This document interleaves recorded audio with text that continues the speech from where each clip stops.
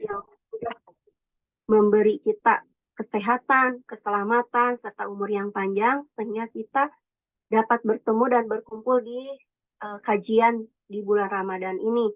Mudah-mudahan dengan kita belajar, dengan kita mengikuti kajian ini dicatat oleh Allah itu sebagai suatu amalan solehan, dan juga ditambah ilmu kita semakin kaya, ilmu kita semakin banyak, dan kita semakin bermanfaat bagi orang banyak. Dan ilmu ini sebetulnya penting juga ya buat kita, terutama yang para alumni, anggota muda. Karena kalau di belajar SOP PBI itu hanya 2 hari, sebetulnya itu nggak cukup ya. Jadi sebetulnya kita perlu mengkaji kembali, perlu memperdalam kembali ilmu-ilmu itu, ilmu-ilmu bekam itu, terutama kita belajar SOP PBI, otomatis kita harus mengkaji, mempelajari apa yang ada dalam buku ini. Dan Masya Allah, Alhamdulillah, bersyukur kepada Allah bahwa di sini kita ada narasumber yang Masya Allah, beliau adalah salah satu penyusun dari buku PBI ini, yang beliau akan menyampaikan langsung dan memberikan ilmunya kepada kita secara gratis, ilmu yang ada di buku merah. Mudah-mudahan kita bisa mempelajarinya, mengamalkannya, semakin pintar, semakin bermanfaat nanti buat orang banyak ya, dan bisa diamalkan kembali. Baik, untuk selanjutnya supaya karena waktu ya, kita sekarang waktunya hanya 1 jam ya Ustaz. Jadi untuk kali ini kita akan membahas mengenai akidah ya Ustaz. Karena ini 8 kali pertemuan untuk bulan Ramadan ini sesuai dengan buku merah ya. Jadi untuk yang pertama kita mengenai akidah seorang pembekam. Mangga dipersilakan untuk Ustadz Sodikin untuk menyampaikan materinya mengenai akidah seorang pembekam. Dipersilakan Ustadz.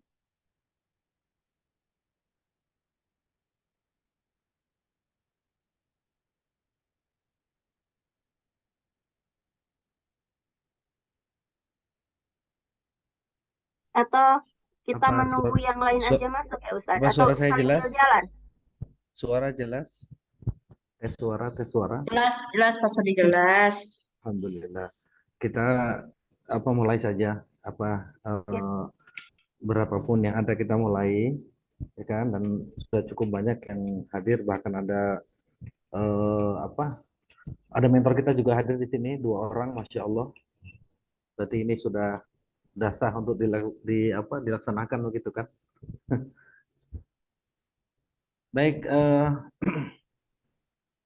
sekarang sudah jam 7 kurang Ya Ustadz, 11 kan? dipercepat saja Ustadz. Ya, nggak usah dipercepat. Baik, bismillahirrahmanirrahim. Assalamualaikum warahmatullahi wabarakatuh.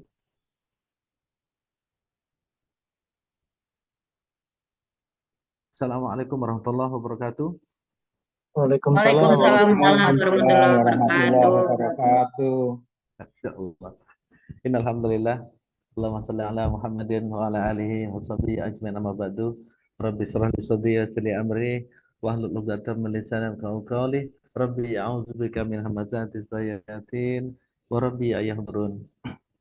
Teman sekalian, insyaallah bersyukur sekali di pagi yang cerah ini kita bisa bermuajahah di forum yang luar biasa juga, di mana kita semua terpisahkan oleh ruang dan cukup jauh ya, entah dari mana lagi nih beberapa yang sudah hadir. Tadi ada konfirmasi dari Manado juga mau masuk, apakah sudah masuk atau belum? Barakallah. Alhamdulillah, puji syukur kita sampaikan atas nikmat yang luar biasa. Sudah hampir sepekan Ramadan kita jelang, dan kita tetap sehat dan bisa mendulang seluruh fasilitas Ramadan dengan maksimal. Amin. Salawat dan salam senantiasa kita sampaikan kepada uswah kita, manusia luar biasa yang menjadi contoh, yang menjadi toladan, yang menjadi petunjuk buat kita semua, Rasulullah Shallallahu Alaihi Wasallam. Teman sekalian, kita ada waktu terbatas ya, hanya 8 kali pertemuan. Tapi ala kulihat 8 kali ini cukup bagus juga sebenarnya, karena sesi pertemuan wajar untuk pelatihan versi PB ini kan 16 jam gitu ya. Jadi kalau 8 jam teori semua sudah diambil, wah keren. Keren gitu kan. Mudah-mudahan dengan waktu yang ada kita bisa optimal untuk diskusi perihal buku merah ya. Tapi sebelum ke sana, eh, apa mohon izin untuk saya share screen dulu. Apa status saya sudah menjadi bisa share screen di sini, Taida? Ya Ustaz, Sudah ya. Nah, oke, Sudah coba. makasih. Ya, baik. Saya coba share screen. Screen saya adalah yang ini. Oke.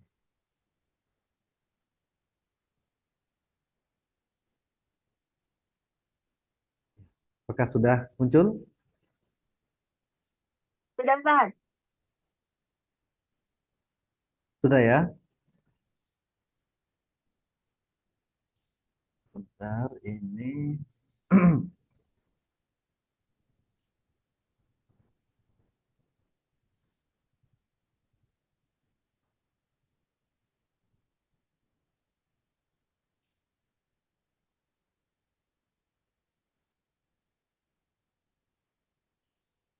Nah, bedah buku bekam panduan pengajaran bekam SOP PBI. Wah. Baik teman sekalian, sebelum masuk ke bab per bab ya, kita bahas ada semua total ada 9 bab.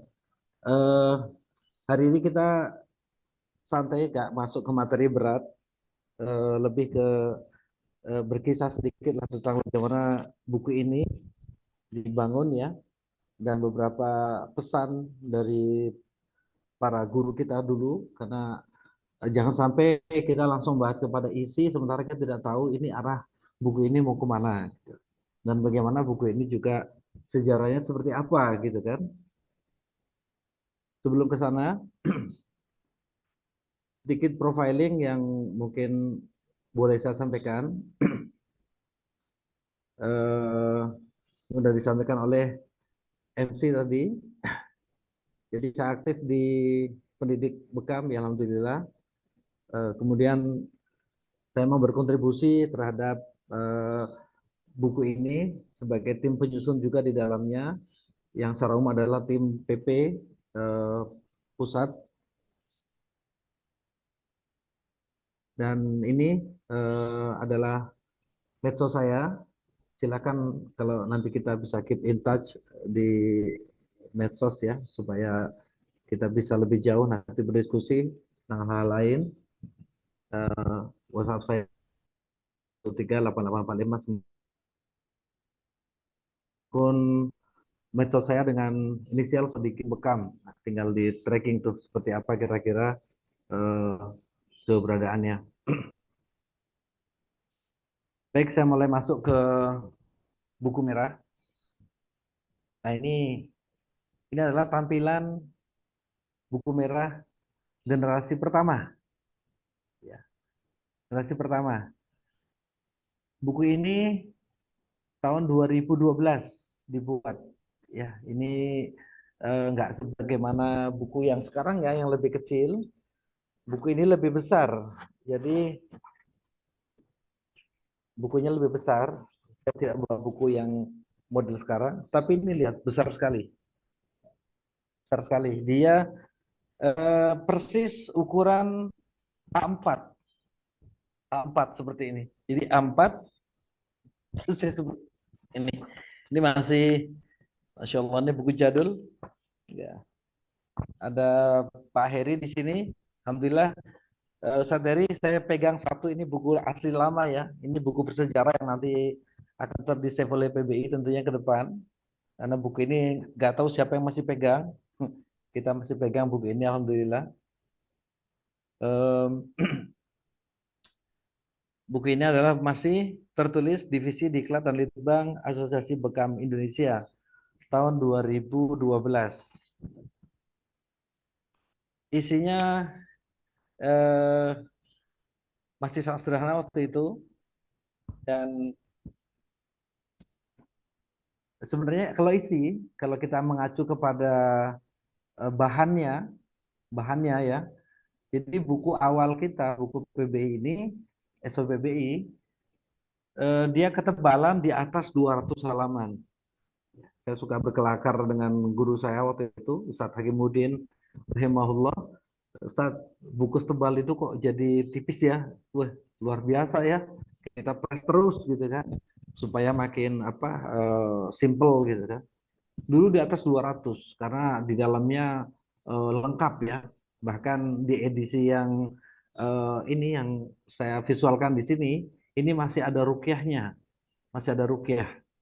Jadi ada rukyah waktu itu, terus ada fisiologi anatomi lengkap, kemudian mungkin ada waktu ada herbal juga, cukup lengkap. Jadi tebal sekali waktu itu. Dan teman-teman yang senior di PBI yang pernah ikut TFT eh, 2 ya di saat Sukabumi di Yawitra waktu itu mungkin ingat ya, karena semua menjadi fasilitas waktu itu, yaitu di copy waktu itu, di copy kemudian di binding gitu, diberikan ke masing-masing peserta. Itu tebal sekali waktu itu buku pertama yang sebelum cetak tahun 2012 akhir ya. Sekarang bulan September akhir itu hampir 200 halaman.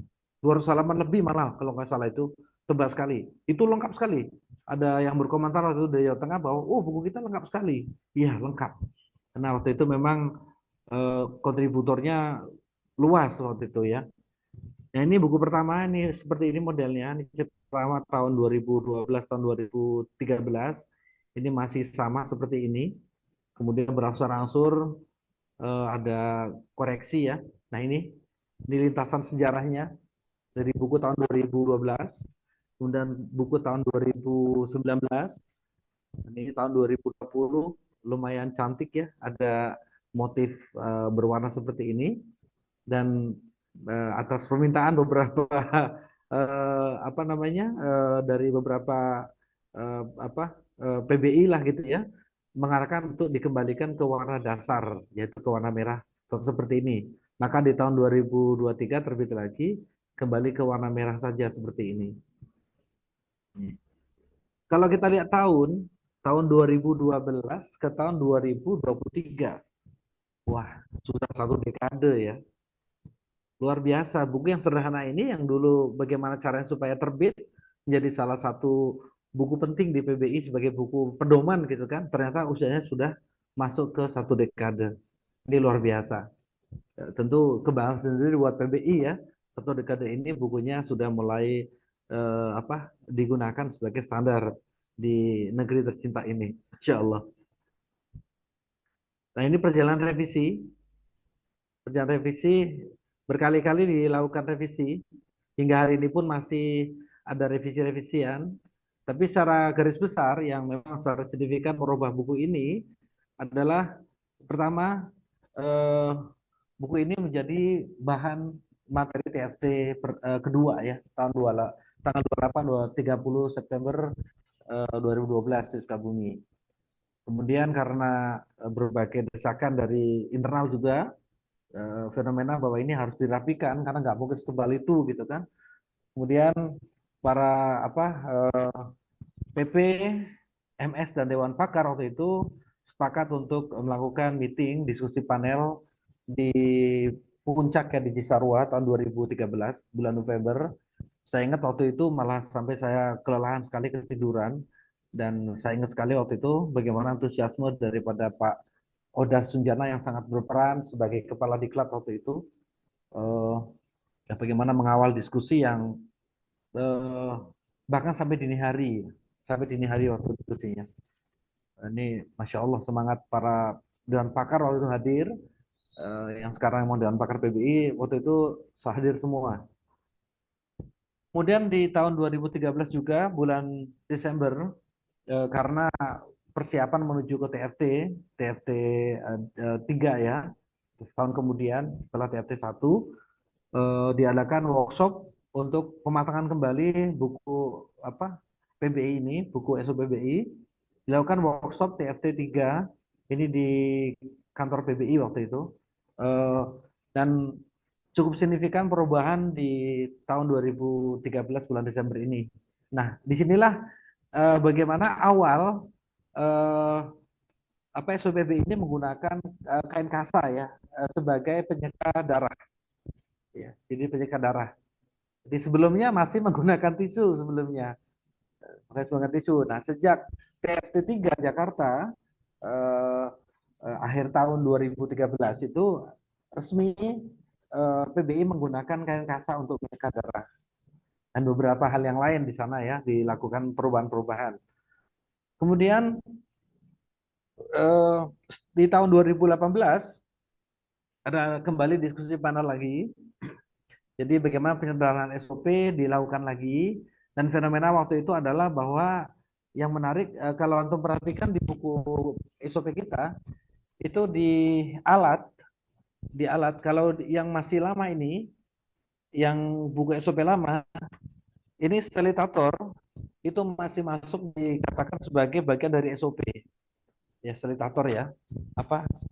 Selitator yang dari mesin selitator itu masih masuk ke ranah SOP PBI. Sterilisasi itu masih ada selitator. Waktu itu kendala yang muncul adalah ini setelah ada kajian dari Litbangkes waktu itu, karena di tahun-tahun ini kita mengadakan pertemuan dengan Litbangkes dan alhamdulillah ada semacam penelitian yang dilakukan oleh beliau-beliau ke lapangan sehingga ditemukan beberapa hal terkait dengan penyempurnaan SOP ini. Saran dari Litbangkes adalah bahwa nampaknya tidak mudah untuk seluruh pembekam di Indonesia itu langsung serta-merta mereka akan punya selitator. Bayangkan mereka yang masih mobile gitu ya. Mereka-mereka yang belum ada geria sehat di rumahnya. Bahkan geria sehat sendiri pun belum semuanya dia punya selitator. Itu di era tahun itu. Nah, ini kalau SOP ini mewajibkan selitator ada di tempat, ini akan jadi kendala terkait kepada risiko malpraktek. Jadi kalau ada malpraktek, lalu terjadi delik aduan, lalu dilakukan penelusuran SOP, lalu ternyata dia tidak punya selitator, ya maka berarti dia kena pasal tuh. Kan hanya menurut saran dari kita diskusi panjang waktu itu, terus apa solusinya? Nah, alhamdulillah kita sudah strict waktu itu bahwa alat rekam yang sudah dipakai itu harus melalui proses sterilisasi dengan direndam cairan klorin. Nah, saran dari Litbangkes adalah itu sudah mencukupi untuk tahap awal. Nah, penyempurnaan yang di luar SOP jadi tambahan itu bisa menggunakan selitator, tapi di tahap sini sudah selesai. Jadi beliau ngasih masukan juga tentang sejauh mana klorin itu bisa bekerja untuk mematikan dua virus utama ya, yaitu HIV sama hepatitis waktu itu. Terkonfirmasi dari tim Litbangkes bahwa itu sudah cukup waktu itu. Hanya kita melakukan revisi lagi, selitator dikeluarkan dari alat wajib waktu itu. Sehingga sekarang dia jadi alat tambahan disebutnya. Nah, ini perjalanan besar, dan belum lama ini juga 2 pekan yang lalu lah saya diundang oleh tim Litbang Diklat, bagaimana kita juga mencoba untuk melakukan pendekatan lagi ke buku merah ini untuk dilakukan penyempurnaan baru. Nampaknya ada beberapa hal baru yang akan nanti muncul di buku kita selanjutnya, karena sesuai dengan buku merah ini ketika menjadi acuan untuk ujian validasi program nasional, ternyata kita masih ada pertanyaan-pertanyaan yang kaitannya kepada penyakit, ya penyakit patofisiologi atau semacamnya gitu kan. Nah, ini menjadi kendala ketika ternyata tidak semua kita tidak ada materi di dalam buku tersebut untuk dipelajari. Nah, kemarin ada diskusi yang cukup intens di pusat, bagaimana materi ini ditambahkan kembali ke buku merah, tentunya disederhanakan. Ya, karena sederhana yang penting dapat, gitu kan. organ-organ mana yang dibahas. Nah, nanti ini akan masuk ya, on progress kayaknya. Dari Litbang kemarin sudah membuat draftnya udah masuk, dan mungkin nanti terbitan yang baru itu sudah ada mulai sudah ada mulai tambahan baru yaitu materi tentang eh, ilmu tubuh, ya sederhana ya seperti itu. Sederhana kalau dibilangnya, karena memang ya sederhana sih kondisinya. Nampaknya sudah mulai disusun, mudah-mudahan nanti di terbitan baru ini akan keluar. Dan inilah dinamika daripada perjalanan buku merah ya.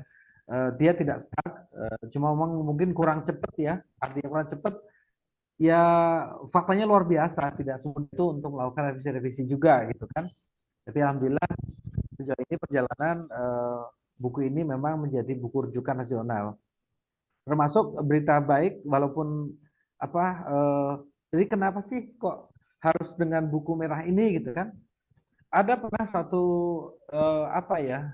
disebutnya apa itu waktu itu orang mencoba membuat semacam ironi kali ya. Dia mengatakan bahwa bekam paling benar itu adalah bekam sebagaimana buku merah. Nah, itu menjadi semacam kayak perdebatan gitu. Wah, seakan-akan bekamnya PBI paling benar gitu. Nah, saya bantu klarifikasi ya, karena memang juga kita klarifikasi waktu itu bahwa bukan dikatakan sebagai buku merah ini buku bekam yang paling benar di Indonesia, bukan seperti itu. Tetapi sebagai organisasi profesi, tentu kita dapat arahan-arahan baik dari pemerintah maupun dari para pemangku ya, termasuk dan sebagainya, termasuk permintaan dari beberapa unsur luar yang mengatakan ke PBI bahwa PBI harus bisa menjamin bahwa SOP ini adalah aman, nah, gitu, aman, terukur gitu kan, terukur aman. Nah, itulah maka SOP ini ya kesannya memang nggak bisa ditawar. Kenapa? Karena itulah standar minimal lah. Kalau dibilang standar dasar bagaimana seorang itu membekam dan insya Allah dijamin dia aman. Kalau nggak keluar dari SOP ini gitu. Karena luar biasanya, apalagi di era-era awal ya, orang membekam itu luar biasa. Bagaimana seakan-akan nggak ada aturan, orang semuanya itu kan. PBI mau coba buat aturan yang strict. Begini caranya. Begini supaya lagi-lagi adalah supaya tidak menjadi kendala. Tidak ada orang yang cedera dan sebagainya gitu kan. Nah, dengan berharap ini menjadi satu SOP yang akhirnya terukur, aman, apalagi memang ya alhamdulillah barakallah tahun 2018 itu Litbangkes RI waktu itu kok ya akhirnya concern untuk turun dan mengukur juga bagaimana SOP kita ini. Memang waktu itu yang diukur adalah kepatuhan anggota kita terhadap SOP ini. Saya waktu itu posisi sebagai Tuan Litbang, saya sangat khawatir bagaimana apakah betul teman-teman di lapangan itu patuh terhadap SOP kita gitu kan.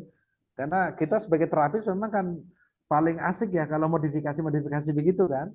Jadi ini gimana risikonya kalau sampai nanti ditemukan oleh tim bahwa SOP mereka tidak sesuai dengan SOP yang ada, keluar jalur lah gitu kan. Tapi Masya Allah setelah dilakukan kajian oleh Litbangkes, penelitian ke lapangan, waktu itu SOP kita atau PBI setelah diuji itu kepatuhan anggotanya itu angkanya mencapai sekitar 80,1 atau 0,2. Itu angka yang membahagiakan ya.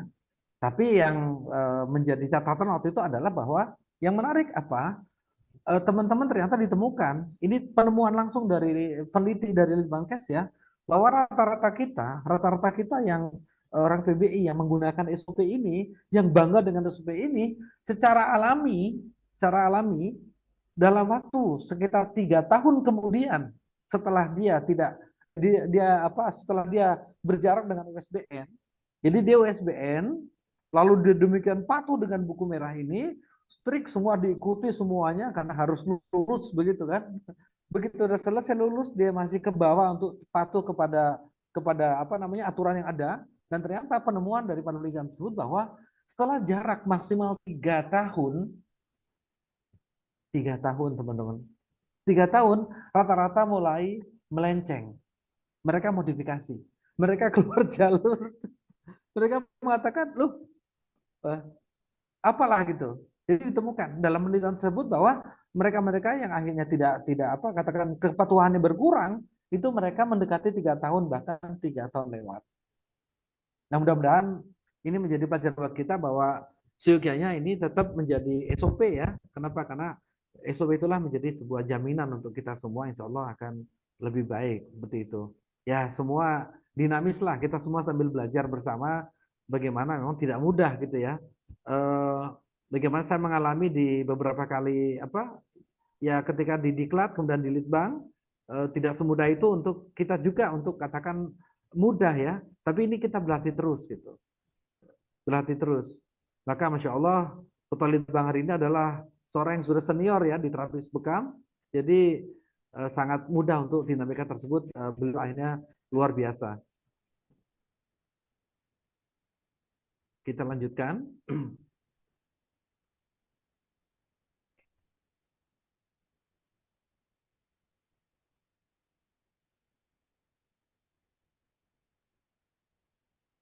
Baik, ini adalah 9 bab ya yang akan kita bahas hingga 8 kali pertemuan ke depan.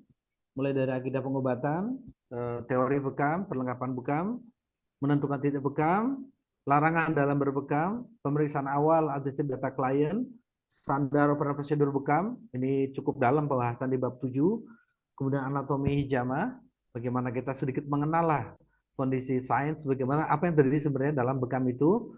Kemudian yang terakhir yang juga sangat penting adalah aspek hukum pengobat tradisional.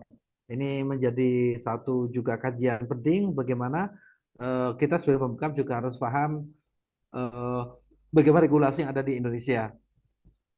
Nah, sebelum kita masuk ke bab tersebut, teman-teman sekalian, alangkah baiknya untuk kita coba gali dulu sebentar lah. Sebenarnya apa sih pesan-pesan yang tersirat yang ada di buku ini yang sudah disampaikan oleh para pendahulu kita ya, mulai dari pendiri, kemudian Ketua Umum Dr. Zaidul Akbar, kemudian ada Ustadz Gatur sebagai Ketua Majelis Suro, bahkan ada pesan yang alhamdulillah eh, terucap dari lisan Allahu Yarham Kiai Haji Arifin Ilham ya.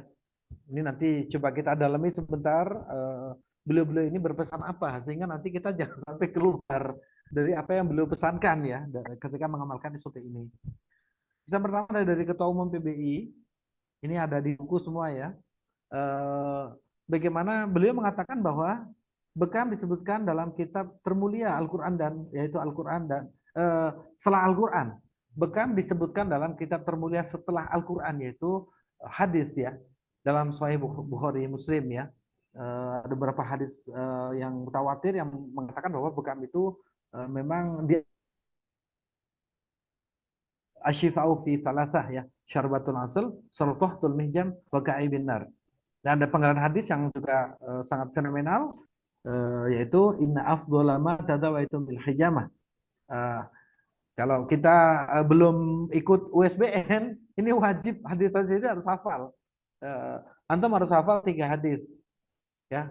Dan kita yang sudah menjadi pemegang PBI, ya tetap juga jangan sampai lupa hadis tersebut ya. Tetap kita harus hafal. Kenapa? Karena dia adalah bahan kita untuk edukasi ke klien kita. Dr. Zaidul Adal juga mengatakan di pesan beliau bahwa dengan izin Allah, bekam dapat menyembuhkan penyakit dan hampir semua penyakit. Ini kenapa beliau mengatakan ajaib. Ya. Banyak hal yang harus kita pelajari di luar bekam ini sehingga bekam yang kita lakukan dapat berjauhkan secara spiritual dan profesional. Ini pesan lagi dari beliau. Jadi jangan setelah antum semua menguasai buku merah ini terus nampaknya sudah luar biasa gitu kan. Belum. Ini hanya dasar saja bagaimana bekam dan kita harus belajar banyak ilmu lain. Karena kita harus belajar tentang ilmu penyakit lah, nutrisi dan sebagainya. Bahkan kita punya tanggung jawab secara spiritual dan profesional. Secara spiritual, ya, secara spiritual kita punya tanggung jawab. Karena touch kita kepada klien bukan hanya melakukan touching kepada fisik dia ketika dibekam, tapi kita harus menyentuh sisi-sisi mental daripada klien kita. Dan kita butuh ilmu itu. Butuh ilmu yang sangat luar biasa bagaimana kita bisa touch masuk ke diri seorang klien secara mendalam.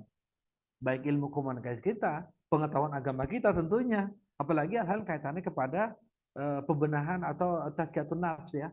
Itu bagaimana supaya kita bisa menjadi seorang kawan, konselor, seorang yang bisa mendampingi orang yang sakit.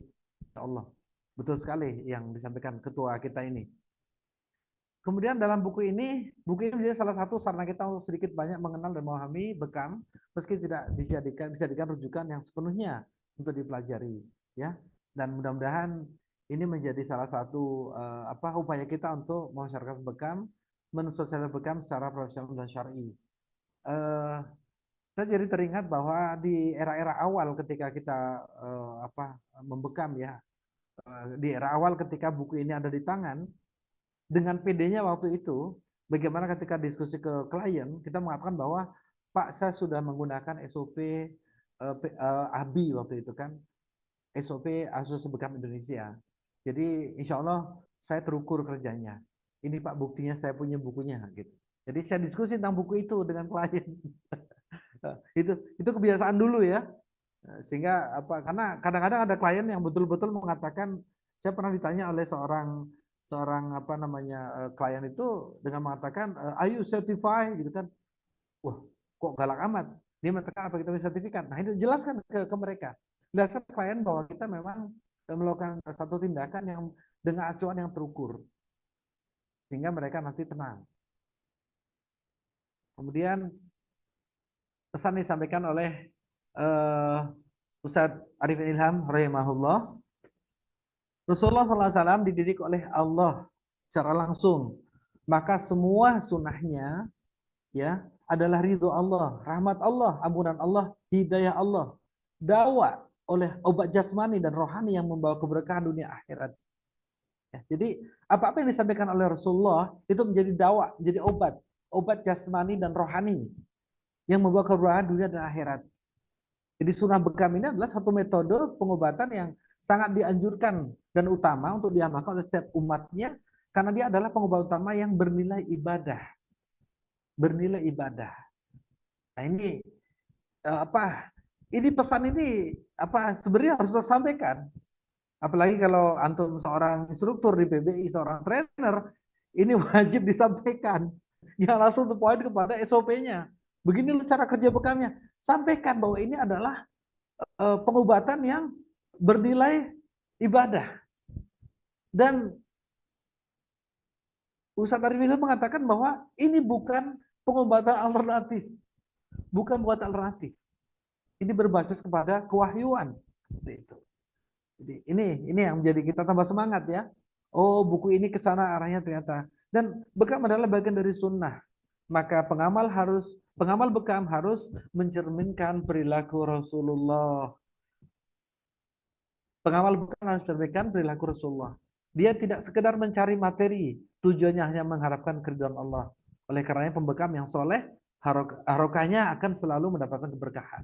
Ya, insya Allah apa yang antum gerakkan, harokah antum, bagaimana membekam orang, bagaimana mengedukasi orang, apalagi antum seorang instruktur, trainer, semua akan mendapat keberkahan dari Allah Subhanahu wa taala. Ini yang nasihat yang disampaikan oleh Ustaz Arifin Ilham. Ini doa yang luar biasa dan hari ini mudah-mudahan beliau sudah di tempat yang sangat nyaman di alam barzakh tanah menuju ke surga nanti. Masya Allah. Kemudian pesan ketiga adalah dari pendiri kita, Ustaz Fatailah SE MBA. Beliau menekankan dua hal yang utama. Meningkatnya para pengobat bekam yang lahir atas dasar kesadaran untuk membantu sesama perlu memperoleh dukungan. Inilah buku ini sebagai bentuk dukungan. Pembinaan, iya pembinaan. Perlindungan serta pengawasan. Sehingga jangan sampai niat yang suci ini menjadi malapetaka buat si pembekam. Ataupun buat yang dibekam. Untuk itulah perlu adanya standarisasi dalam metode pembekaman. Yang disebut dengan SOP PB ini. Jadi saya teringat ketika waktu itu diundang oleh Kemenkes, kami rapat, waktu itu ada ketum, ada sekum, ada tim yang lain. Saya ingat banget waktu di ruang rapat itu adalah beliau dengan suara rada lantang ya mengatakan bahwa sesungguhnya kenapa kita harus diskusi, kenapa kalian harus punya SOP yang tegak, Kenapa ini harus rapi? Kenapa? Karena kami bertugas melindungi kalian semua. Kita dengarkan, melindungi kalian semua. Iya, yang perlu dilindungi bukan hanya klien bekam atau pasien bekam. Bukan mereka. Tapi Anda pembekam pun harus dilindungi. Itulah luar biasanya ketika kita maklum pemerintah sedemikian concern ke kita untuk melindungi. Dalam arti tidak boleh sembarangan dalam hal ini, karena yang kalau terjadi kecederaan, terjadi malpraktek kepada klien, ini tentu akan menjadi risiko juga buat si pembekamnya. Ya, kita hari ini tidak asing lah ketika ada kondisi laporan di lapangan bahwa ada seorang mengalami malpraktek ya, dan barokallah sejauh ini memang masih terkonfirmasi negatif ya secara umum, karena saya bisa bilang minim tapi hampir-hampir negatif. Bagaimana malpraktek itu terjadi bukan dari kita pembekam PBI, tapi itu betul bahwa terjadi ini. Ada pelindungan yang harus dilakukan, sehingga nanti terkait bukan hanya SOP-nya, tapi SOP itu akan mereka juga ada kode etik. Kode etik karena beberapa aduan yang masuk juga kaitannya kepada pelanggaran kode etik di lapangan ketika terjadi pembekaman. Jadi ketika kita SOP kita nggak tegak, SOP kita nggak strict, SOP kita tidak fokus gitu ya, ya betul bukan hanya klien yang terancam, pembekam pun terancam. Ya, saya ingat ada satu ketua Pengcap yang tergopoh-gopoh telepon, khawatir, gemetar, dibilang, Ustadz, Ana harus bagaimana? Kenapa antum? Ana dapat undangan dari polisi. Ini kalau nggak datang katanya Ana nanti melanggar hukum. Apa kasusnya? Belum tahu. Tapi ada undangan dari polisi karena ada terjadi malpraktek bekam. Nah, Masya Allah. Terus bagaimana dong? Udah, datangi saja polisi. Jangan lupa bawa buku merah. Ya, bawa buku merah ke sana. Coba mungkin beliau ingin mengkonfirmasi kita punya cara seperti apa dalam pembekaman itu. Mungkin terjadi sesuatu di luar di mana mereka ingin mengklarifikasi bagaimana sesungguhnya bekam itu. Karena polisi mendapatkan arahan tentu dari departemen lain sehingga menghubungi antum. Wah, akhirnya beliau datang dan betul terjadi diskusi yang beliau agak kaget karena ternyata yang ditanyakan pertama adalah apa? Apakah Anda sebagai pembekam mempunyai kode atau mempunyai SOP? Apakah Anda langsung membekam saja? Masya Allah. Buku sudah di tangan waktu itu. Buku sudah di tangan. Langsung buku dikeluarkan. Kami membekam sesuai arahan dari pimpinan pusat, sesuai arah kami punya organisasi, bahwa membekam tidak boleh keluar dari juklah yang ada di buku merah ini. Lalu buku itu dipelajari oleh polisi, ya kan? Dan akhirnya singkat cerita beliau bisa pulang dengan nyaman. Ya karena kasusnya beralih kepada kasus pelanggaran kode etik. Waktu itu ya, karena dia memang melakukan sesuatu yang dalam buku merah sudah disebutkan. Jadi hati-hati teman-teman, SOP ini bukan hanya kaitannya kepada bagaimana melakukan tindakan bekam secara SOP, tindakan kronologi urutannya, tetapi ini juga ada kode etik di dalamnya. Ya, jadi bagaimana jangan sampai kita membekam di luar yang distandarkan oleh PBI intinya. Jangan melanggar kode-kode yang ada. Karena kalau keluar dari kaidah itu, ya betul, yang terancam bukan hanya kliennya, tapi juga yang membekam. Kemudian buku ini disusun, hasil kedua dari Ustaz Fathaillah adalah buku ini disusun untuk menjadi panduan anggota PBI dimanapun berada. Sehingga tindakan-tindakan dilakukan menjadi terarah dan dapat meminimais tingkat risiko. Nah, ternyata betul. Ya, apa yang disampaikan oleh Dinas Kesehatan, oleh Kemenkes, ternyata klik dengan apa yang disampaikan oleh pendiri PBI, yaitu bagaimana SOP ini dibuat dalam rangka apa? Meminimalisir ya kan tingkat risiko daripada pelaksanaan bekam itu sendiri.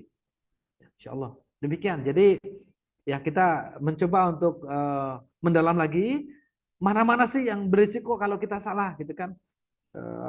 Nanti ya pelan-pelan kita masuk kajian itu, mana-mana sih yang ada risiko kalau kita sembarangan bisa menjadi ancaman buat kita pembekam, gitu kan? Karena PBI sudah sedemikian rupa menyiapkan buku ini, dan ini dinamis ya. Artinya kalau ada hal baru pun yang kaitan kepada hal-hal yang perlu diselaraskan ulang, kita terbuka, PBI terbuka, ya ada tim Litbang juga di sini yang akan terbuka bagaimana buku yang tetap dinamis untuk diperbarui terus. Ya, sudah 1 dekade kita membuku ini pun pembaharuan dilakukan berkali-kali. Oke, ini nasihat dari Ustadz Fatahillah ya. Kemudian Ustadz Gatur Suwardi selaku Ketua Majelis Syuro juga memberikan 2 nasihat utama yang kaitannya kepada SOP ini. Beliau mengingatkan melalui hadis yang diriwayatkan oleh Abu Daud, hadis Hasan ya, dan An-Nasa'i juga Ibnu Majah. Ini hadis ini diriwayatkan oleh langsung 3 perawi hadis dan dia derajatnya derajat Hasan. Man tatabba wa la yu'lamu minhu fahuwa dhamin. Barang siapa mengobati padahal dia tidak memiliki kapasitas pengobatan, maka dia harus bertanggung jawab jika dia mau praktek ya. Nah, artinya apa? Sebelum seseorang mempraktikkan bekam, semestinya lah dia belajar terlebih dahulu atau melakukan eksperimen, diskusi, pendalaman dan apapun proses pembelajaran yang mungkin dapat dilakukan. Nah, ini terutama jangan sampai nggak ada mursyid ya, harus ada gurunya juga. Jadi bekam ini bagaimana Rasul memberikan wanti-wanti yang luar biasa. Jauh-jauh hari beliau mengatakan man tatabba wala yu'lamu minhu tib fahuwa dhamin. Orang yang melakukan pengobatan tapi dia tidak belajar, dia tidak mempelajari apa yang dia lakukan, itu akan dipertanggungjawabkan. Jadi berisiko. Nah, upaya kita di SOP bekam ini adalah bagaimana mengemukakan hal ini. Barakallah, di mana PBI mempunyai dewan pakar. Ya, ada beberapa orang yang kompeten. Beliau-beliau ini bukan hanya dari kesehatan tradisional. Beliau-beliau adalah dari kalangan ustadz gitu kan, dari para pendalam agama, kemudian ada kalangan tradisional, bahkan yang mengetahui tentang bagaimana ilmu-ilmu kaitan kepada ilmu tubuh dan sebagainya, bahkan pakar-pakar dari sains medis. Ya, beberapa orang pakar yang terlibat di dalamnya adalah sains medis. Jadi ini keberuntungan besar kita ketika di PBI ini adalah kita berada di ruangan yang kita akan insya Allah senantiasa belajar karena guru-guru kita sedemikian lengkap. Nah, ini menjadi motivasi kita semua supaya jangan sampai kita melakukan satu tindakan-tindakan yang di luar yang kita pahami, di luar yang kita tidak mengerti, di luar yang kita coba-coba sih mungkin bisa saja. Itulah naluri pembekam kan biasa coba-coba gitu kan. Tapi diukur, dilihat, dipastikan ini aman nggak ya. Nah, makanya sebagai tadi nasihat dari Dr. Sul Akbar adalah jangan ilmu ini aja, pelajari ilmu yang lain. Pelajari ilmu yang lain sehingga setidaknya ketika kita melakukan suatu tindakan, saya ingat betul ada satu pembekam senior, guru saya juga, belum mengatakan bahwa sesungguhnya larangan dalam berbekam itu saya lakukan juga. Oh sebentar Ustaz. Iya, tapi antum sebagai pemula tidak bisa. Oh, bagaimana logikanya Ustaz? Antum harus belajar banyak dulu, baru antum akan paham. Ya, itu awal ketika sekitar tahun 2004 saya belajar bekam. Waktu itu dibatasi betul, tindakan kita benar-benar terbatas. Kita nggak berani macam-macam kecuali mengkonfirmasi guru kita apakah ini aman atau tidak. Seperti itu. Nah, ini menjadi karakter kita sebenarnya. Jangan sembrono. Karena kalau sembrono tanpa ilmu, melakukan sesuatu tanpa kita pikirkan dulu, tanpa kita hitung dulu, terjadilah risiko-risiko yang bisa mengakibatkan tadi ya kendala buat kita. Seperti itu. Mudah-mudahan Allah jaga kita dengan berniat kita melakukan satu tindakan sunnah, mudah-mudahan Allah akan menjaga kita. Maka dengan penerbitan buku ajar ini, buku ajar bekam, insya Allah akan menjadi pencerahan yang positif bagi para praktis bekam dan diharapkan dapat menjadi bahan pegangan yang bermanfaat bagi siapapun yang memiliki kepedulian terhadap tim nabawi secara umum dan kepada metode pengobatan secara khusus. Ya, ini nasihat dari Ustaz Katul ya, bahwa jangan sembrono. Rasulullah sudah berpesan, man tataba wala yu'amihu sawadhamin. Kemudian jadikan buku ini sebagai paling tidak rambu-rambu kita dalam melakukan tindakan bekam supaya keterukuran tadi tetap terjaga. Demikian ada 4 nasihat dari guru-guru kita yang mengawali daripada pemahaman tentang buku ini. Berarti kita sudah mulai dapat driving ya ke arah mana kita menggunakan buku yang ada di tangan kita semua, teman-teman sekalian. Dan di pendahuluan daripada buku ini ya, yang menarik adalah setelah salam saya menemukan ada kutipan dari Asy-Syu'ara 80. A'udzubillahi minasyaitonir rajim. Wa idza maridtu fahuwa yasfin. Wa idza maridtu fahuwa yasfin. Ini adalah prinsip, ini adalah pegangan utama, ini adalah rambu-rambu. Ya, bagaimana apabila aku sakit, Allah yang menyembuhkan. Dia yang menyembuhkan. Nih, Nabi Ibrahim yang mengatakan demikian.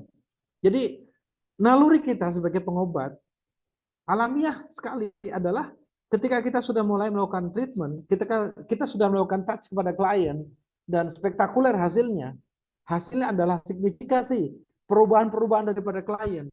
Yang tadinya tidak bisa jalan, sudah bisa jalan lagi. Yang tadi terbaring, bisa duduk dia, bisa berdiri. Yang tadi tidak makan enak, sekarang udah bisa makan enak. Yang tadinya tidak perkasa, menjadi perkasa. Masya Allah, luar biasa. Ya, sedemikian banyak progres yang kita temukan di lapangan dan alamiah. Hati-hati. Karena secara alamiah kita nanti akan muncul rasa bahwa kita nampaknya bisa melakukan sesuatu. Ya, kita bisa melakukan sesuatu. Kebisaan ini adalah sesuatu yang perlu diwaspadai.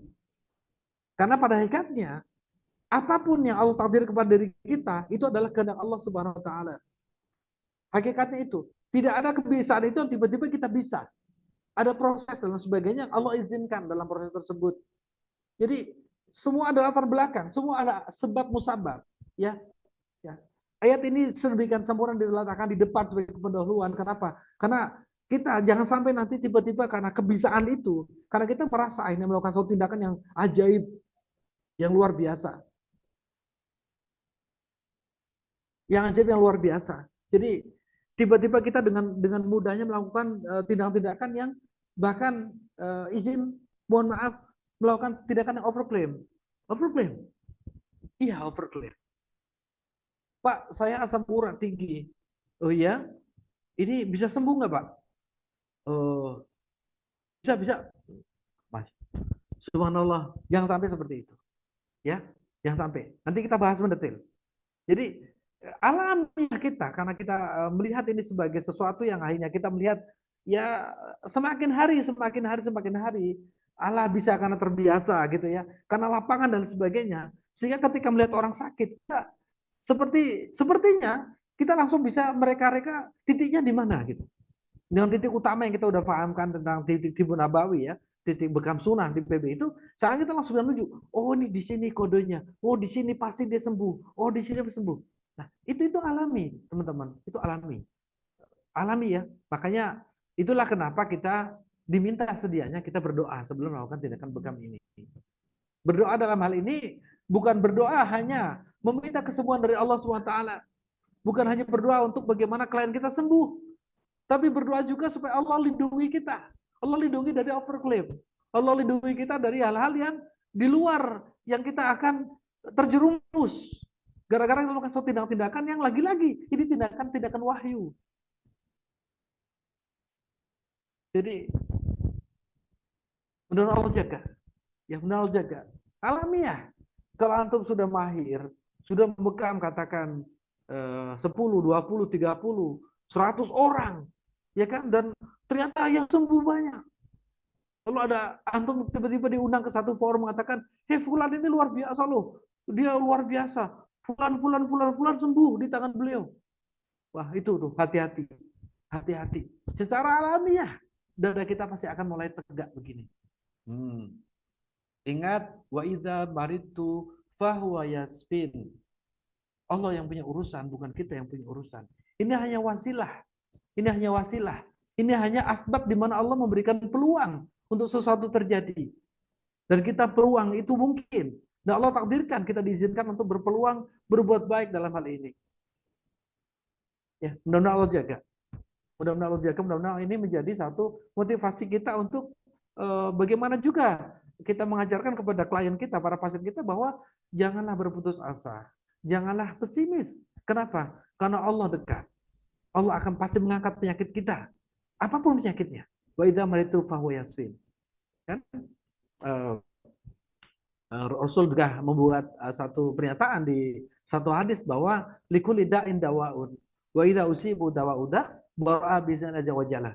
Kombinasikan hadis tersebut ya, bahwa Allah akan menjamin kesembuhan ketika semua hal-hal yang persyaratan dipenuhi, dan sandingkan dengan ayat ini ketemu.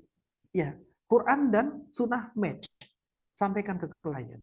Sampaikan menjadi edukasi buat mereka, tetapi juga edukasi buat kita sebagai pelaku bekamnya. Masya Allah. Wa idza maritu fahuwa yashfin. Di tulisan selanjutnya, masih di pendahuluan, saya menemukan ada kunci, ya, the key, ya, daripada pengobatan Islam ini. Metode pengobatan yang diajarkan oleh Rasulullah Shallallahu Alaihi Wasallam mempunyai efek penyembuhan bagi penyakit fisik, akal, yaitu pikiran dan emosi, qalb, hati, yang berujung kepada meningkatkan keimanan seseorang kepada Allah Ta'ala. Saya ulangi lagi, metode pengobatan yang diajarkan oleh Rasulullah ini mempunyai efek penyembuhan bagi penyakit fisik, penyakit akal, dan penyakit hati. Izin sekali lagi saya ulang, metode pengobatan yang Rasulullah anjurkan ini mempunyai efek langsung kepada penyembuhan fisik, akal, dan kolbu. Masya Allah. Mana ada satu terapi, satu tindakan pengobatan yang bisa dia secara komprehensif mengangkat penyakit. Hanya bekam ini. Bagaimana dia bisa menjangkau fisik, secara logical fisik kita bisa pelajari. Tetapi akal dan pikiran, emosi kita pun bisa terpengaruh oleh bekam ini. Bisa terpengaruh. Apalagi hati. Ya, kita kembali. Oke, kita bicara tentang hadis di mana Rasulullah Mi'raj. Nanti akan saya ulang di sana. Ya, Rasulullah Isra Mi'raj. Ya, hadis yang mengatakan tentang bekam di Isra Mi'raj itu adalah, ya, pada malam hati aku diisrakan. Tidak ketemui sekumpulan mereka sudah mengatakan mur umataka bil hijamah. Padahal ketika diisrakan. Ingat ketika diisrakan dalam perjalanan masih di darat.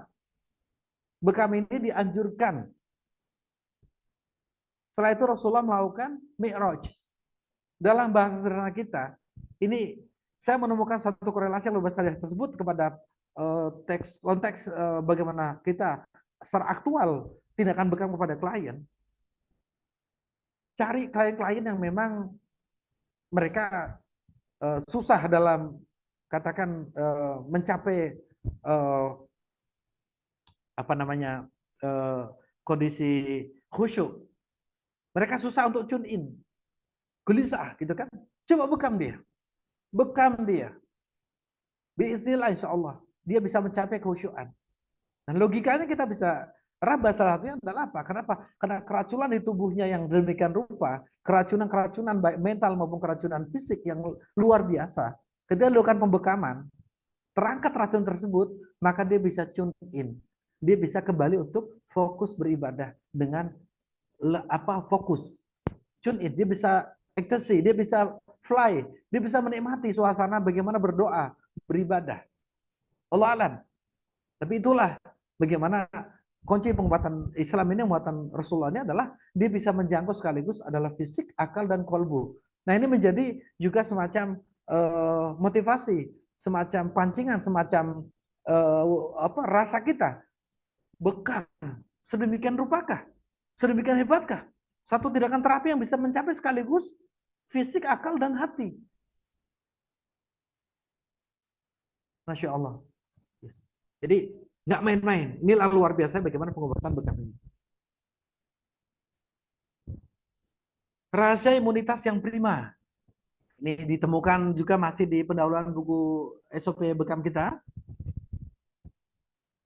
Sel-sel imunitas tubuh manusia bisa membaca akal pemiliknya. Sel-sel imunitas tubuh manusia bisa membaca akal pemiliknya dan merespon gelombang elektromagnetik serta detakan-detakan yang melintas di dalam akal, yaitu pikiran, perasaan, ya. Karena itu seseorang mampu mengontrol dengan kuat sel-sel imunitasnya dengan cara mengontrol pikiran dan perasaan emosinya, maka dia akan kuat imunitasnya. Ini korelasi bagaimana hubungan antara pengobatan Islam itu meningkatkan imun. Ketika dia fokus, ketika dia bisa mengelola, dia punya pikiran, perasaan, emosi. Ketika dia bisa fokus bahwa dia adalah seorang hamba, dia tahu dia ada pemilik daripada tubuh dia. Dia ada pemiliknya. Dia harus menghargai, menghormati, harus takzim, harus bersyukur dan sebagainya. Imunitas kita paham, maka dia akan melakukan satu tindakan-tindakan yang akhirnya luar biasa. Ya, imunitas kita jadi prima. Ya, sedikit mungkin di luar konteks ini adalah ketika antum mungkin pernah mengenal Profesor Masaru Emoto kaitannya kepada apa namanya air ya yang beliau teliti, air yang beliau teliti. Beliau melihat bahwa air-air yang didoakan dengan cara Islam, bahkan di perdengaran Al-Quran, itu kristal airnya itu sangat cantik luar biasa. Ini baru kristal air, belum bicara sel tubuh bereaksi terhadap nasihat-nasihat agama, kan? Dan kita ternyata mendekat dalam suasana ini. Ketika antum melakukan tindakan terapi kepada klien kita, ketika melihat mereka imunitasnya drop luar biasa, ketika mereka sakit kondisinya berat sekali, apa hal lain yang menarik daripada terapi kita, bekam ya, dalam arti suasana ketika antum diundang sebagai pembekam, ya kan, dan antum tahu bahwa tubuh ini akan merespon apapun yang antum sampaikan. Ya, ini ruangnya di sini. Ini ruangnya untuk membooster imunnya klien kita. Booster dengan kenalkan siapa pemilik dari badan yang dia punya. Booster dengan cara bagaimana dia mengenal syukur, bagaimana mengenal sabar, bagaimana mengenal taubat, bagaimana mengenal bahwa dia harus berperilaku baik kepada sesama, bagaimana mengenal bahwa dia harus berperilaku baik kepada keluarganya, bagaimana mengenal bahwa dia harus punya menjaga dia punya positif daripada pikiran-pikirannya, sehingga secara alami apa yang dilakukan yaitu tindakan bekam itu akan direspon positif oleh tubuh dengan melakukan recovery. Ini satu rahasia lain. Kenapa tadi dikatakan bahwa bekam itu bisa menjangkau sekaligus baik fisik, ya kan, akal maupun jiwa kita. Ya, di sini kerjaan kita ini sejauh ini. Bagaimana bukan hanya Mas, tolong dibekam ya. Oh, baik Pak, dibekam lah. Buka dia punya baju, lumuri minyak, kop-kop, selesai. Pak, sudah selesai Pak. Ya sudah, terima kasih. Berapa? Ah, itu tidak cukup. Tidak cukup, sama sekali tidak cukup. Diskusilah. Bicaralah kenapa seorang itu sakit, kenapa orang sehat, apa manfaat dan sebagainya. Tapi kalau saya bicara hal kesana kemari, di banyak-banyak omong, apa namanya, ya maaf loh lah kan, maksud saya membekam Pak Lurah, saya banyak omong kan nggak enak gitu kan. Nah itulah nanti kita belajar bagaimana komunikasi itu. Karena komunikasi juga ada strata komunikasi. Bukan masalah kelas sosial, tapi berkomunikasi dengan orang tertentu, kita menggunakan bahasa tertentu. Dengan konten yang sama, kita menggunakan bahasa yang berbeda. Sehingga pemahaman mereka akan selaras dengan kondisi mereka. Ya, maka akhirnya kita edukasi juga para klien kita supaya bekam itu adalah menjadi sarana untuk seseorang akhirnya melakukan satu perbaikan diri. Nah, inilah sehingga tercapailah apa yang disebut dengan imun booster yang luar biasa akibat dibekam, akibat kenal sama kita. Kenal sama kita. Ya, mungkin antum sudah mengalami di lapangan kan? Masya Allah, pulang udah datang. Gimana Pak? Ya Allah, antum udah datang aja, rasanya udah sehat lagi, udah fit. Aduh, kalau antum nggak datang-datang kayak perasaan kok berat banget. Tapi udah fit. Nah ini kok bisa begini? Belum dilakukan tindakan apapun, belum nyentuh dia punya badan. Dia bilang, kok aku udah naik ya? Tenagaku kok udah naik ya?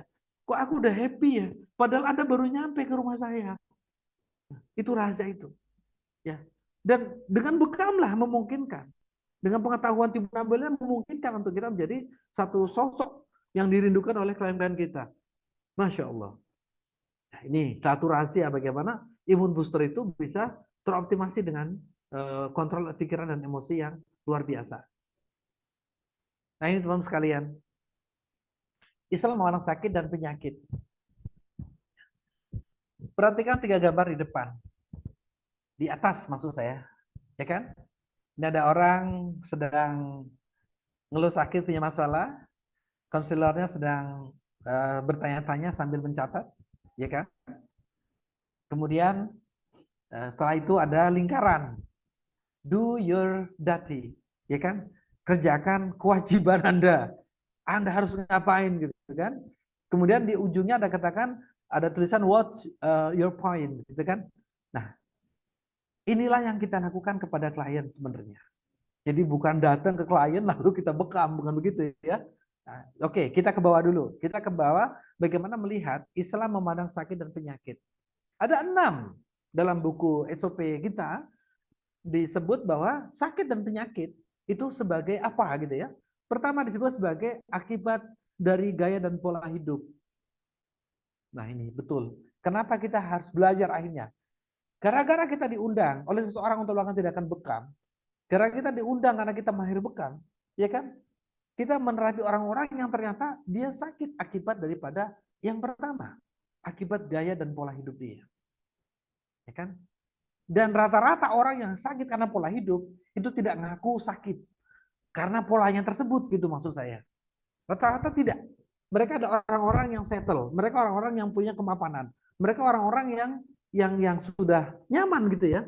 Jadi ketika mereka sakit dengan gaya mereka, merasakan ya apa gitu kan. Ini tantangan buat kita semua. Nanti kita akan menemukan bahwa gara-gara pola hidup dia kena penyakit. Ya, kita umum lah, kita yang udah senior di sini melihat bahwa kalau salah makan kan, kalau salah tidur dan sebagainya, hal-hal yang kita pikirkan salah pun menjadi penyakit kan. Itulah pola hidup, kan? Nah, oke. Dalam tahap itu ya kita lakukan duty kita, kewajiban kita. Kira-kira apa yang kita hantarkan kepada klien yang dia sakit akibat dia punya gaya hidup yang salah? Ya, ya. Analisa semuanya. Ini ada 8 kondisi yang cukup dalam. Nah, ini menuntut pengetahuan yang cukup besar. Pengetahuan ini bukan hanya pengetahuan fisik atau pengetahuan psikologi, tapi ini butuh pengetahuan agama yang juga sangat luar biasa. Ya. Pada yang kedua nih, penyakit dalam Islam itu disikapi sebagai musibah. Musibah. Iya, saya sedang kena musibah, Pak. Tolong obati saya gitu kan. Sedang kena musibah ya, gitu kan. Nah, coba antum berpikir apa tuh musibah? Musibah bagaimana ya, gitu kan? Bagaimana itu sebuah musibah? Bagaimana terjadi sebuah musibah? SWOT-nya kita harus tahu. Kenapa musibah disebutnya? Kenapa gara-gara pola hidup? Kita harus tahu. Ini kenapa sebenarnya apa yang terjadi? Kenapa sampai jadi musibah? Gitu kan? Kemudian yang ketiga, dia sakit sebagai cobaan. Nah, ini lagi cobaan. Orang kok sakit dicoba? Dicoba bagaimana gitu kan? Pertanyaannya adalah, siapa orang yang sakit, lalu itu menjadi musibah buat dia? Siapa orang yang sakit, lalu menjadi cobaan buat dia? Ya kan? Lalu kita masuk ke yang keempat. Sakit adalah teguran. Loh, ini teguran pula. Kenapa ditegur? Kenapa sakit menjadi teguran? Lalu bahkan sakit menjadi nauzubillah azab dan hukuman dari Allah Subhanahu wa taala. Dia kena azab gara-gara sakit ini. Nah, lihat. Lalu sakit sebagai penghapus dosa. Sampai 5 saja ya. Kita mengatakan teguran Allah atau azab dari Allah. Bagaimana kita bisa melakukan satu analisa, satu tindakan diagnosa, analisa bahwa sakit yang diderita oleh fulan ini adalah sebuah teguran, bahkan bentuk azab dari Allah Subhanahu wa taala. Kira-kira bagaimana cara kita menalar? Bagaimana kita punya ilmu yang mencukupi bahwa mendiagnosis sebagai suatu teguran? Kenapa? Karena Masya Allah, antum nggak bisa melakukan tindakan apapun ketika itu menjadi sebuah teguran atau azab dari Allah. Antum datang, kita datang nih ke seorang yang sakit. Dan ini faktanya adalah tadi ya, analisa kita ini azab dari Allah.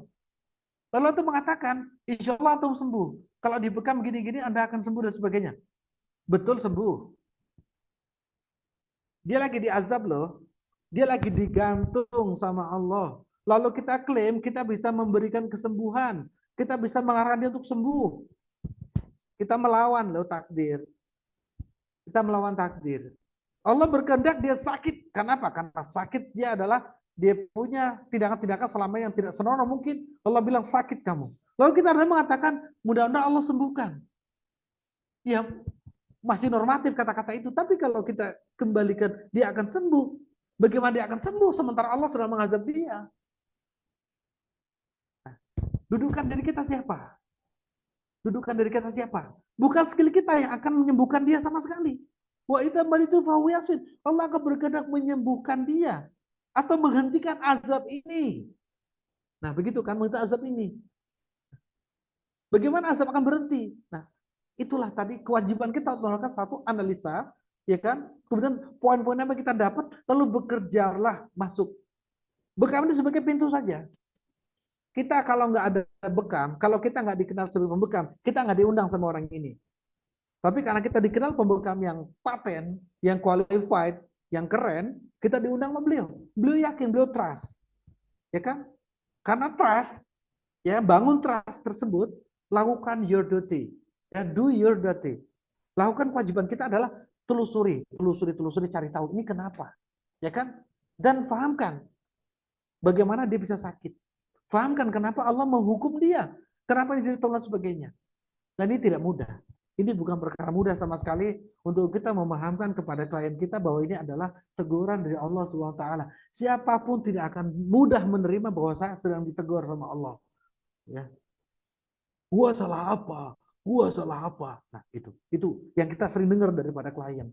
Artinya antum harus punya ilmu komunikasi yang luar biasa, menganalisa luar biasa, pengetahuan agama yang juga luar biasa, sehingga bisa masuk ke poin-poin yang kita tuju. Sehingga kita bisa mulai melakukan recovery. Ya kan? Yang keenam, bekam sebagai penghapus dosa. Nah, ini kita mulai masuk sebagai solusi. Kalau antum bisa menganalisa dia bahwa ini adalah cobaan, ini adalah musibah, ini adalah teguran, ini adalah azab, ya kan? Kita mulai masuk ke sesi bahwa sakit ini sebagai penghapus dosa. Nah, bagaimana logikanya? Sakitku menghapus dosaku. Ya, kalau seorang kiai mungkin bisa membuat logika itu dengan mudah. Tapi kita siapa? Pengetahuan agama kita terbatas. Lalu kita mengatakan bahwa semoga dosa Anda terhapus. Apa ininya, pasalnya? Kenapa Allah harus hapus dosa dia? Orang dia seorang yang mungkin sangat berat dosa dan sebagainya. Begitu kan? Nah, inilah pelajari bagaimana, Masya Allah, ini luar biasa betul. Sehingga ketika kita bisa memahamkan, dia bisa survive, ya mudah-mudahan selama ini ya siapa yang belum pernah kita hidup katakan tidak melakukan satu kesalahan apapun kan Pak ya. Jadi kalau 1-2 orang sejauh ini merasa terzolim oleh Bapak secara atau nggak sadar, itu sesuatu yang lumrah saja sebenarnya. Dan kita berharap mudah-mudahan sakit ini menjadi teguran buat kita supaya kita lebih hati-hati dalam bersikap kepada orang lain. Sehingga kehati-hatian itu kita menjadi menerima sakit kita ini dan mudah-mudahan Allah ridho dengan dosa-dosa kita yang sudah kita lakukan dan Allah akan menghapus kesalahan-kesalahan kita. Jadi ada kalau kita baca riwayat sakit itu kan ada orang yang sengaja tidak mau berobat, itu kan di riwayat sakit ya. Kenapa? Karena dia nggak mau sakit. Hadis yang mengatakan tentang seorang budak yang dia kena epilepsi, dia akhirnya berdoa supaya tidak sembuh gitu ya. Tapi Allah ringankan penyakitnya. Kenapa? Karena Rasulullah mengatakan kalau engkau bersabar bagimu surga. Nah ini, bagaimana Nabi bisa menghantarkan sampai ke pemahaman bahwa itu adalah menjadi tiket menuju surganya Subhanahu wa Ta'ala. Sakit adalah sebagai sarana untuk menaikkan derajat kemuliaan. Mulia. Masa sakit jadi mulia gitu kan? Masya Allah. Nah ini ya stepnya bagus banget. Jadi sakit penghapus dosa, kemudian sakit sebagai sarana untuk dia dimuliakan oleh Allah Subhanahu wa Ta'ala. Iya, karena apapun proses, ya orang-orang tertentu yang memang harus menjalani proses tertentu, pada akhirnya akan sampai ke tahap tertentu yang juga menjadi capaian buat dia. Itu logika umum ya, logika umum. Nah, bagaimana kita bisa memberikan satu pemikiran yang masuk akal ini, yang logik ini kepada klien bahwa sakit itu menaikkan derajat dia. Dan ini proses dari yang atas, yang 1, 2, 3, 4, 5 kan, sampai ke 7 gitu kan. Sehingga pada tahap yang terakhir kita akan melihat bahwa bagaimana sakit itu akan menjadi bentuk kasih sayang Allah Subhanahu wa Ta'ala. Ini sudah suasana udah cair kalau udah begini. Ya, udah cair. Bekamnya biasanya sudah lebih dari 3 kali kunjungan nih. Kalau udah nyampe ke bentuk kasih sayang Allah. Ya kan, sudah mulai terangkat penyakitnya, biasa sudah mulai longgar gitu ya. Sakitnya sudah berkurang, rasa sakitnya sudah berkurang begitu. kemudian dia udah mulai bisa tidur dengan lelap, dia sudah mulai bisa makan dengan enak, dia sudah mulai bisa menikmati suasana gitu kan. Nah, kita akhirnya mengantarkan dia, ya akhirnya gimana Pak? Ya, terima kasih Mas. Masya Allah. Kalau nggak sakit saya jadi nggak deket sama Allah ternyata ya. Luar biasa teguhan Allah tuh sengaja membuat saya sakit sehingga saya jadi paham kalau saya itu punya Tuhan ternyata. Nah, itu ya. Suatu hari berbagi pengalaman ketika saya dapat klien seorang yang kena stroke ya. Beliau adalah seorang pejabat cukup strategis di dinas pemerintah waktu itu. Dengan posisi beliau tentunya fasilitas ya lengkap lah ya gitu ya. Tahu-tahu qadarullah dia kena stroke-nya stroke hemorrhagic ya, dan langsung koma. Iya koma, langsung koma. Beliau kolaps sama sekali, tapi qadarullah bisa bangkit lagi gitu ya. Jadi sadar kembali gitu kan. Kemudian dalam rawatan medis sendiri waktu itu sekitar 3 bulan.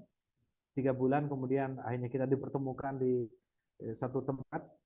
Kemudian secara khusus ke keluarganya minta supaya minta pendampingan khusus ke beliau, pendampingan khusus supaya mendampingi bapak dan sebagainya itu kan. Dan tadi ya, do your duty. Oke, saya eksplorasi beliau, saya eksplorasi. Yang saya eksplor bukan hanya yang sakit, tapi istrinya, anak-anaknya, bersama keluarganya, menerapi bersama-sama. Yang saya mendapatkan beberapa poin waktu itu di mungkin setengah tahun pertama saya terapi beliau, saya sempat menyampaikan kepada istri beliau waktu itu asbab daripada hanya saya membekam beliau berkali-kali gitu ya. Saya sampaikan, Bu, maaf saya harus sampaikan sesuatu ke Ibu. Iya Mas, jadi suatu saat nanti insya Allah Ibu akan sangat bersyukur, Ibu akan sangat bangga, Ibu akan sangat puas dengan sakitnya Bapak ini. Coba bersyukur, bangga, puas. Padahal beliau kolaps, seluruh fasilitas dicabut. Beliau terbaring, bahkan sekarang duduk di kursi roda. Tapi saya bilang, insya Allah Ibu nanti kalau sudah paham, Ibu akan bersyukur luar biasa dengan sakitnya Bapak ini. Dan Masya Allah teman-teman, 2 tahun saya rutin merawat beliau. Di tahun kedua itulah saya mendapatkan langsung kalimat dari istrinya secara langsung. Beliau mengatakan, Mas, terima kasih banyak sudah punya waktu untuk kami 2 tahun ini merawat papa kami dan sebagainya. Dan akhirnya saya menemukan apa yang selama ini mungkin di luar apa yang saya pikirkan. Betul sekali, Masya Allah, Barakallah. Saya bersyukur luar biasa dengan sakitnya papa ini. Ya Allah, sakit ini membawa berkah luar biasa. Saya jadi paham banyak hal. Saya jadi mengerti banyak hal. Saya jadi orang baru sejak papa sakit. Terima kasih banyak Mas sudah melayani kami, sudah mencerahkan kami semua. Dan betul, saya ingat 2 tahun yang lalu mengatakan bahwa saya akan bersyukur dengan sakitnya papa. Saya sangat bersyukur, saya berterima kasih Allah. Terima kasih Engkau udah sakitkan papa kami, sehingga kami sadar harus bagaimana berkeluarga. Masya Allah, Barakallah. Itulah, ini semua kita alami karena apa? Karena kita pembekam. Kita pembekam. Kita pembekam sekali lagi. Nah, jadi mudah-mudahan pembuka pada pagi hari ini udah mau jam 8 nih kan, kita mengantarkan kita kepada kekuatan bahwa bekam ini luar biasa. Besok tinggal kita bahas detail satu persatu. Ada apa di SOP bekam? Ya kita belum masuk ke pendekatan yang kaitannya kepada Tapi udah masuk akidah sebenarnya pengobatan ya. Tapi kalau di teknis buku ini baru masuk ke pembukaan saja ya. Jadi Masya Allah, mudah-mudahan ini menjadi berkah buat kita semua, menjadi semangat di Ramadan itu buat kita semua, bagaimana kita jadi pembekam yang luar biasa. Ingat kita belajar banyak hal, ya do your duty, kerjakan apa yang menjadi kewajiban kita menangani klien, ya fahamkan sakit yang 8 perspektif ini, 1, 2, 3, 4, 5, 8 ini, itulah sakit yang dikirim kepada seseorang, dan tugasnya adalah cari the point ya. Ini apa sih yang terjadi? Kenapa begini sebagainya? Nah, lakukan selama kita membekam. Lakukan selama kita berkali-kali datang mengunjungi si klien kita. Sehingga menjadi motivasi, menjadi dakwah, menjadi kekuatan kita bahkan. Karena barakallah dengan cara seperti ini, bagaimana Allah mudahkan juga urusan kita akan diangkat. Ya, urusan-urusan kita juga dipermudah. Karena kita mempermudah beberapa urusan para klien kita. Ya. Berkonflik mungkin, oh ya, makan durian bersama kekasih. Ya, nampaknya cukup sekian dan terima kasih. Ya, sudah sampai kepada sesi akhir ternyata. Ya, demikian yang saya sampaikan untuk pagi hari ini. Ya, saya kembalikan kepada MC. Ya, Assalamualaikum warahmatullahi wabarakatuh. Waalaikumsalam warahmatullahi wabarakatuh. Waalaikumsalam warahmatullahi wabarakatuh. Jazakallahu Ustaz. Alhamdulillahirabbil alamin, bersyukur kepada Allah Subhanahu wa taala. Jazakallah Ustadz yang sudah menyampaikan materinya untuk pertemuan pertama ini, dan Masya Allah ilmunya Masya Allah ya, sangat bermanfaat sekali. Semoga Allah membalas dengan kebaikan yang berlipat ganda ya Mas Ustadz, dan juga sahabat-sahabat semua yang sudah gabung. Semoga dengan bergabungnya ini Allah memberikan rahmat dan juga kesehatan serta keilmuan dan juga rizki yang barokah ya, dan semangat, diberi semangat oleh Allah Subhanahu wa taala untuk menimba ilmu. Jazakallahu khairan pada semuanya. Mudah-mudahan pertemuan hari Kamis besok bisa banyak juga yang ikutan ya, karena materi ini penting supaya lebih bermanfaat lagi. Ajak juga teman-temannya yang mau belajar juga ya, sahabat semua. Kita tutup aja, mungkin ada yang mau aktivitas hari ini, kita tutup. Barakallahu fiik. Assalamualaikum warahmatullahi wabarakatuh. Mohon maaf kalau ada kesalahan, tadi ada keterlambatan atau yang sebagainya ya. Semoga kami diberikan menjadi lebih baik lagi ke depannya. Assalamualaikum warahmatullahi wabarakatuh. Kita Salam. Taida izin itu Pak Sodikin mau menyampaikan dulu. Oh iya, semangat Ustaz. Oh itu stop saya. Masya Allah. Silakan Pak Sodikin.